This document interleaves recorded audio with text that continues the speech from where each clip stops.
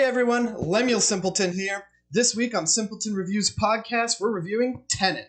Let's give it a whirl.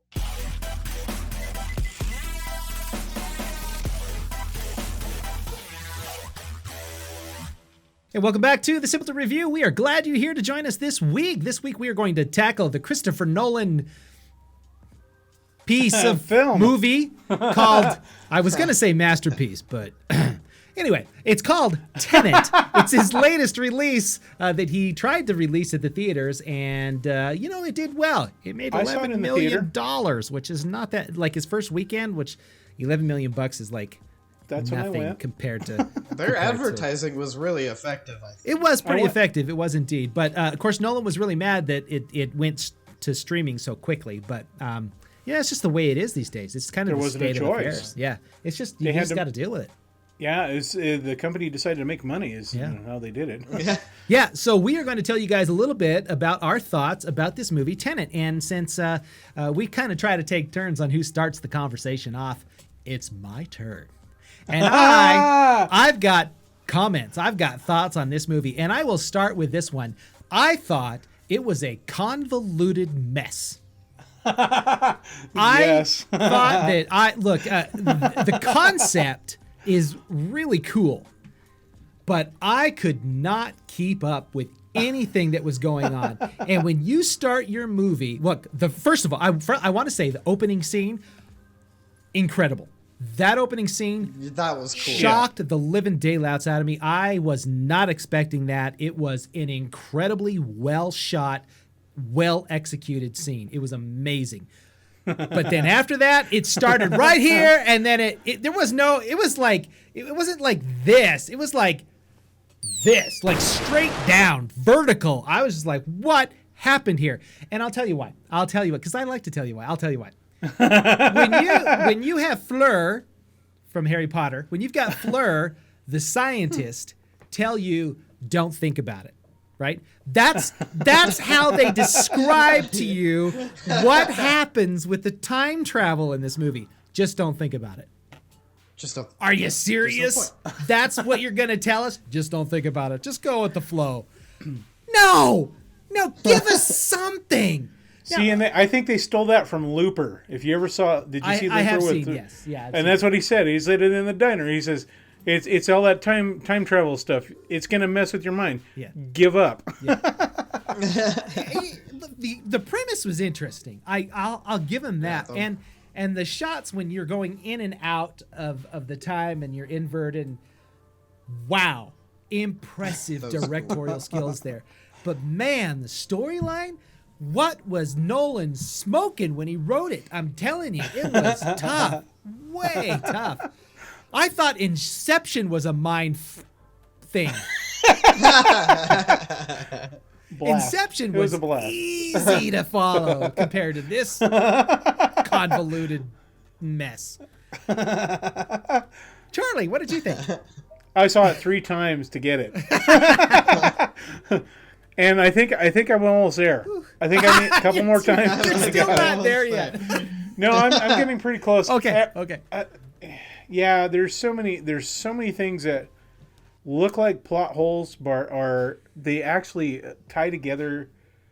There's so many ties in the movie that you don't know which one should be the beginning tie that you should focus on, or where which ones are the important ones. Because there are so many loose lines that are like thrown out there as like a catch, a little hook to draw you in, to make you think a certain way, and then it might switch on you later. So, okay. And they're all just like little taglines, and if you saw Memento, you recognize some of the same kind of thing going on. Okay. That's with this character that had the memory loss, that they shot the movie scene by scene backwards.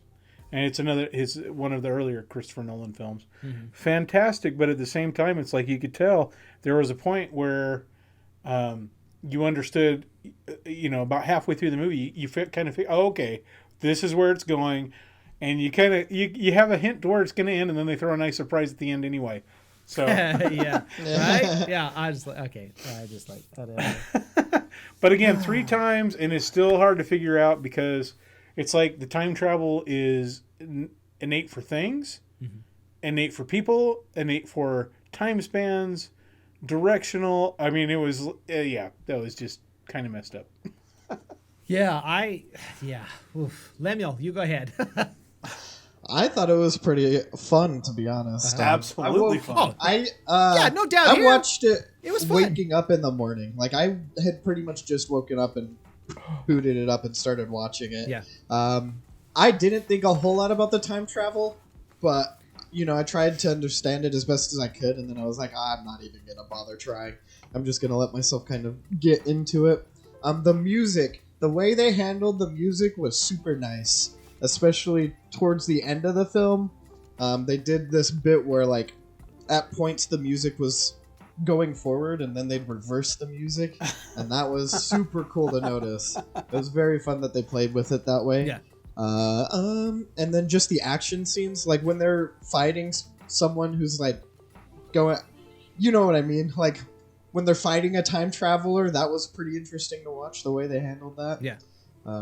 Still, it fries my brain. But let me tell you something, Lemuel. This movie was literally about time travel. And you said you didn't think about it much? Nope. I guess you took Fleur's advice then, right? Yep. Well, did she even have a name? I'm just calling her Fleur. Do you know what the name main of character the character didn't have a Yeah, he name. does have a name. His name is Protagonist. Protagonist. That's his name. Protagonist, Right. Yep.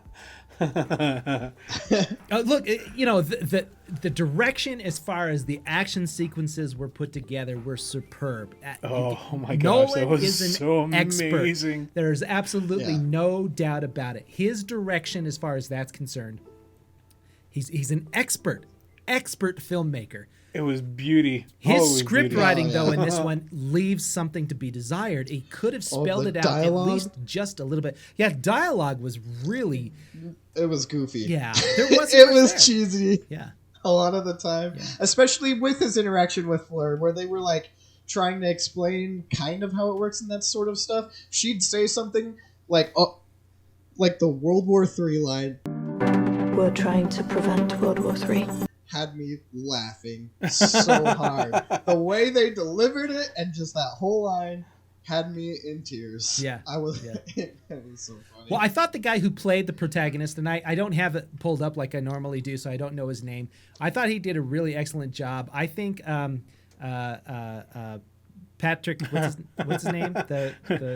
The other guy from Harry Potter. The other guy from Twilight. Twilight. And Fantastic. Look, he's becoming a fantastic actor. I have seen some pretty amazing movies with him. That movie called The Lighthouse.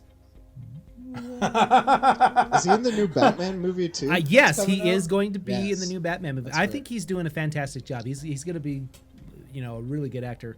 I think he kind of made that movie for me too. I thought he was probably the most fun character in that whole thing. Yeah, I think so too. And then the whole thing at the end, we won't go into too many spoilers there, but you're like, oh, okay. But don't worry, this is just the beginning. You're going to start all... Yeah, come on, let me tell you, go. one other thing I'll mention about this movie before we give our ratings. I like Kenneth Branagh. I always have. I like his very Shakespearean-esque type of acting that he does. His accent was awful, terrible, horrible Russian accent. Kenneth, do not do a Russian accent again. It was awful. Okay, don't. Did you see the Murder on the Orient Express? I have not. No, the one with. You think his Russian accent is bad? Just wait till you hear his Belgian accent. Oh no. Oh man. And they're making a sequel. They're making the Murder on the Nile. How can you make a sequel? Well, it's Agatha Christie. It's a Perot. All right. So it's a series of books. So it's But look, Kenneth Branagh needs to stick with two accents: the British one, which is his real accent, and American. Other than that, don't tackle any others. Okay, that's it. You gotta stick to what you're comfortable with. Don't. Whew. Go do Much Ado About Nothing again and be satisfied with it. All right. Okay, Lemuel, let's start with you. What are you going to give Tenet on a scale of 1 to 5? After watching it, I had wrote down 4 out of 5, but thinking about it a couple days since, I put it down to a 3.5 because there are complaints that I have about it. Like the dialogue, a lot of the times for me was kind of hokey. We're trying to prevent World War III. And the music was cool, but it was only cool in certain points. There were other points where you didn't really notice it as much, or maybe it was too driving, so I kind of tried to tune it out a little bit, I felt like. Especially at the beginning. Like, the beginning's cool, but that music just goes on, it felt like. I was like, we can chill out a little bit here. All right, fair enough. So, a 3.5 from Lemuel. Yeah. What about you, Mr. Charlie? What's your score? I'm going to give it a 3.5 as well. I wanted to give it a 4 as well, also because of... but my hang up was more, it was the dialogue, and just like some of the whole time travel idea stuff didn't translate well as they hoped for the film. And so, it's not as bad as Minority Report was for me, because I found so many plot holes that drove me nuts in that movie. This one was a little bit less, but man, it was so beautiful to watch. I mean, it was so pretty. Like, watching like the scenes backwards and forwards and everything, it is over the top. So that's why I want to make it certifiable. It made me a little motion sick actually towards the end. It was one of the first movies to actually make me feel that way. I was like, I might actually need to take a break for a second. Yeah, that whole battle at the end was pretty crazy. That was an so amazing good. battle. Okay, so I'm going to give my score. Look, I am harsh on this movie. Again, Nolan is... He's one of those people right now, presently, every time you say Christopher Nolan, everybody's like, what is he doing next? What? He's amazing. Yeah. Now you're thinking, hopefully not Tenet, too. 2.5. Okay, you know they were setting it up. Oh, wow. Okay. I'm giving it a 2.5 altogether on this one because, beyond the fact that I thought that Nolan still is the masterful director that he is, he saved his terrible script. He is the writer and producer on this movie, and he's also the director. His directing saved his own script from being a complete pathetic dud. Okay. Oh wow. So if it wasn't for the action and his directing and the stuff that he did within the movie that just made it remarkable to watch in that respect, it would be a dud for me. But 2.5 because he saved it with his directing abilities. So 2.5. So we've got a 3.5 and a 3.5, right, Charlie? Is that what you gave it? Yep, that's what I gave it. And a 2.5. So no certified rating on here. No. Okay. Tell you, that was a tough one for me, I'm telling you. I don't even know if I could watch it again to find out. Don't think about it. It's so dumb. I think I'd watch it again just to enjoy it with Ashley. I think she would have actually kind of enjoyed just watching the chaos too. That is so lazy of a writing. Oh, just don't think about what's going on. What? That's so dumb. But I mean, it works well in a world where we have like Fast and Furious 245. Yeah, I guess. That's the whole point. All right, it's time to go into our segment we like to call Pop Culture Happiness. I'm going to start with me this time because I think it's my turn to go on the Pop Culture Happiness, isn't it? I don't remember. Anyway, let's do it. I'm going to go first. You know what's making me happy right now? Steven Spielberg. I'll tell you why. So my family and I, we've decided to go on this adventure where we are going to watch every single movie ever directed by Steven Spielberg. Yeah, I'm calling it the Steven Spielberg Challenge. And so we have started. We have now watched up to Raiders of the Lost Ark. We watched Raiders of the Lost Ark last Sunday. Tonight we're going to be watching E.T. We're watching them in chronological order as they were released. We started, of course, with a movie called Duel, which is a fantastic little movie that was actually made for TV. And then, of course, we watched Jaws, and we watched this really terrible movie, actually, called 1941. That movie is bad. It's really bad. I could not believe it. And it's sandwiched right between Close Encounters of the Third Kind and Raiders of the Lost Ark on the chronological scale. And I'm just like, okay, you've got Close Encounters, which is, Steven Spielberg for sure, and Raiders of the Lost Ark, which is like probably in the top 10 movies ever made. I mean, it is amazing. And this, I don't even know what it was. It was so weird. Honestly, I'd never even heard of it until we started on this adventure. So here we are. So tonight, so Steven Spielberg is making me happy. He's been I'm a product of the 80s, boys and girls. And so because of that, Steven Spielberg has always been one of my favorite people in Hollywood, and you say Steven Spielberg, and everybody goes, "Oh yeah, we're going to that movie." You don't even have to know what it's about. Just Spielberg. Yep, we're there, right? Of course, Charlie he just a moment ago talked about another what he thought was a pooper of a movie called Minority Report. I kind of liked it, but still. No, it just had plot holes it was beautiful and it was well directed, but it was like there were a couple of plot holes in it, right. and like, that wouldn't work. Work.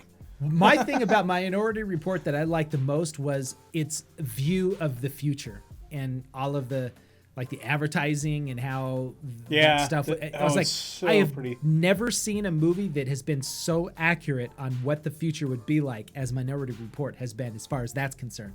Because you're seeing it happen now, 15, 20 years later after that movie came out. It's like, Spielberg was right, man. And I don't, anyways, this is totally off topic, but that movie is actually a Philip K. Dick story. You knew that, right? Yep. Yeah. So anyways. Yeah. Well, and I just think I think that some things happened that didn't translate well. Right. Like because his books are usually like spot on with like fun sci-fi. Sure, and if you notice, a lot of movies that are based off of his books don't translate well to film unless they change the story a little bit and make it a little different. Otherwise, they just don't translate. Yeah, it's weird. His books are incredible. Because that was like so Running Man, or no. Blade Runner. Arnold Schwarzenegger. Blade Runner was one. Yeah, Blade Runner, which is one. Do Androids Dream of Electric Sheep is the book. Total Recall. That's the one I was thinking of. Yeah, Total Recall. You've got there's so many movies out there that are based off of Dick movies books that you wouldn't even know unless you looked and found that out. Man in the High Castle, Minority Report, all these stories are. He was like around like 50, 60 years ago, and his view of the future is like, whoa. Did he actually time travel? I don't know. Maybe he talked to Christopher Nolan. Who knows? All right, so that's my happiness. Charlie, what about you? My happiness is another Stephen.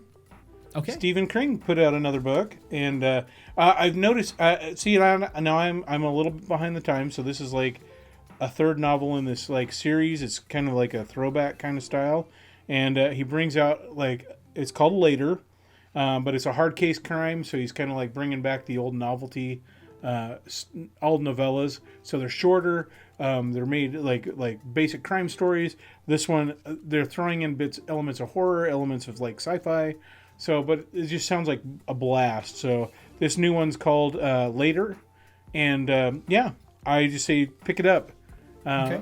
They sound like a good quick reads. Stephen King. King. Oh, I'm sorry, Stephen King. I thought you said Crane for some reason. Stephen King. Nice. That's my nice. English, It's no, that's fine. There. Stephen King. Thank you for bringing book happiness for once. We talk about being all things entertainment, and we hardly ever talk about books.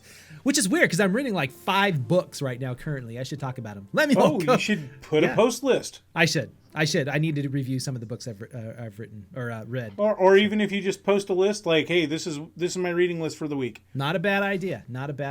Lemuel, go ahead with your happiness.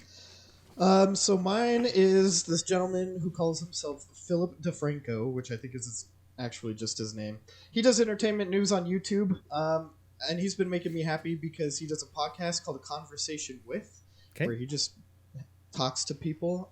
I haven't been able to listen to his most recent episode, but it sounds like he got to interview Markiplier. I'm super excited for that one because the way he usually runs his podcast is he like talks to the person for like 20 to 30 minutes, and then if the conversation seems to die down at all, he takes these cards. These like a weird like relationship type cards. And What are your 5 greatest qualities or whatever? Yeah, all that kind of they stuff. use those on the Relevant podcast a lot. Actually, it's kind of fun. Yeah. So they do that exact sort of thing. It's always fun. Nice. So I like Markiplier. There's a couple of YouTubers I've kind of liked. I'm not a big fan of PewDiePie. Some of his stuff is good. Septiceye is like meh, but Markiplier makes me laugh. That guy's funny. He's so funny. And I love his voice. That little short Korean should not have the voice like that. That's not racist. Hey, we like Mortal, and those are the Filipino guys. Yeah, right? The guys from the Philippines. Oh, man. Yeah, I remember meeting them in person. I was like, hey, how's it going? I just didn't. Just saying. But I was so like, it was like fanboyish, and I'm like shaking. I'm like, I can't believe I'm meeting you. It was Gyro. It was the lead singer, and Right. he's like, dude, why are you acting like this? It's no big deal, right? He says, I'm just in a band. I felt so stupid after that. Hey, I'm just coming up from LA. We're just doing a quick show here. Oh, We're it going was to go good. back. Yeah, that was Tom Fest, the very first annual Tom Fest they had. That was awesome. All right, that's awesome. So yeah, we look forward to. And is that going to be on YouTube then? Yeah, it's on YouTube, Spotify. That's where usually I listen to is Spotify because I'm at work. But Right on. Cool. Well, that'll do it for our this week's episode of the Simpleton Review. Again, go check out Tenet. If you want a complete mind cluster of a blankety blank, then go see it. There's good parts and there's bad parts. Go watch it and decide for yourself what you think of Tenet. But be prepared to spend $5.99 if you want to rent it. It ain't cheap, buddy, because Christopher Nolan thinks he's worth it. If not, go to the Red Box. You can go to Red Go Box. to the Red That's Box. true. Yeah. You can get a physical copy. What is that? A physical copy? What? Yeah, you'll have to have one of those players or Right, be able to those stick it strange into a things like that. drive. You know. Yeah. Make sure you check out our website, simpletonreview.com. There you can sign up to be a patron of the Simpleton Review. You can support us. We've got different tiers, $1 all the way up to $100.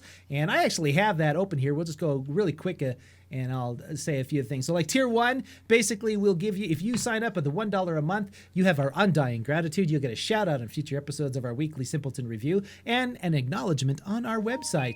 And then like tier 3 is going to give you access to our Discord server, special Discord server, and the chance to have us review a movie or album of your choice each month. Tier 5, that's going to give you all the benefits, and then a t-shirt, design of your choice, a chance to vote on what we review, physical copy of any album we have reviewed on the show, and then all the way up to the 6th tier, which gives you all that fun stuff that we just talked about. Plus, it gives you an original painting. Wow, brain fart. Original piece of art by Charlie Simpleton. He is. Heck yeah. Yeah. So if you sign up for $100 a month, that means you are the biggest, most amazing simpleton ever, and you will get an original, not a print, but an original piece of art by Charlie, and it is well worth it. He's got some amazing pieces of work out there, so make sure you check that out. I am done rambling. I am Nate Simpleton. Hey, and I'm Charlie Simpleton. I'm Lemuel Simpleton. Thanks so much for joining us this week. We look forward to talking to you next time on the Simpleton Review. Talk to you later.